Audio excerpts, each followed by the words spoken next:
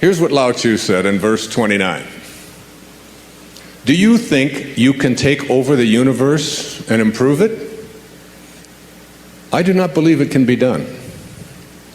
Everything under heaven is a sacred vessel and cannot be controlled. Trying to control leads to ruin. Trying to grasp, we lose. Allow your life to unfold naturally. Know that it too is a vessel of perfection. Just as you breathe in, breathe out. There is a time for being ahead, a time for being behind, a time for being in motion, a time for being at rest, a time for being vigorous, a time for being exhausted, a time for being safe, a time for being in danger. To the sage, all of life is a movement toward perfection. So what need has he for the excessive, the extravagant, or the extreme? There's a time for everything. Imagine if you knew this. If you really knew that what you were experiencing emotionally in your life was a part of what there is a time for, and that you're not really doing anything. Lao Tzu says it over and over again. You're not doing anything. You're being done. You're being done right now. You're one of the 10,000 things. And it is all being done, all of it. Like I do yoga every morning, or almost every morning, 5-6 days a week. I do this 90-minute Bikram yoga, this hot yoga. And this has helped me so much with just that simple little thing, just remembering what it says in verse 29 of the Tao. That there are times when you're in the midst of yoga, when you have a position where you have to put this foot out, and you have to turn this one down, and you have to get down here like this, and you have to take this arm, and I'm going to do it.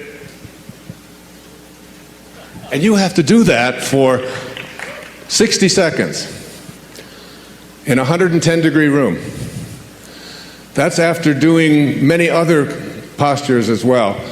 There was a time when I would do that and I'd be so exhausted, and all I could think about was, when is this 60 seconds going to be up? Oh my God, when are we going to get through with this posture? When are we going to get on to where I can lie down on the floor and finally...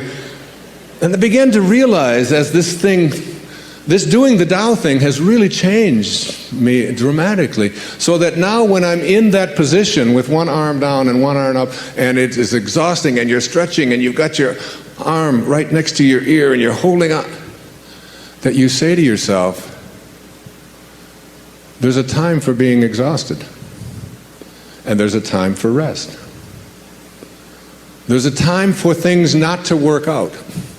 Imagine if you knew that in the midst of my working with my daughter, for example, when I see the struggle that she's going to, and I can stand back and say, there's a time for her to experience this. And there's a time for her not to experience it.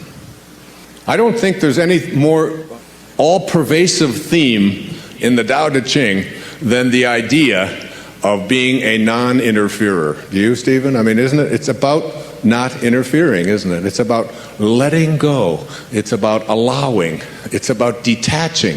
It's about disconnecting yourself from this belief that you are in charge of other people. I'm the father of 8 children. And the father of motivation. That's what they tell me, so I've got...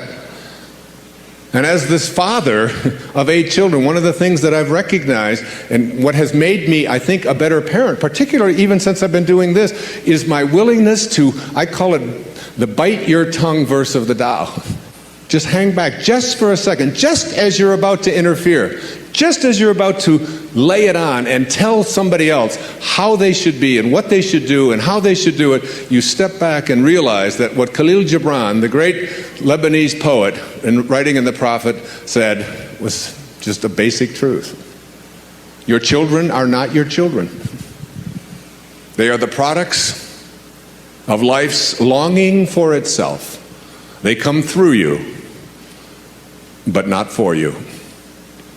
And you step back And I can't even begin to tell you how freeing it is to realize that you don't have anything to do. You don't have anyone to control. You can be at peace.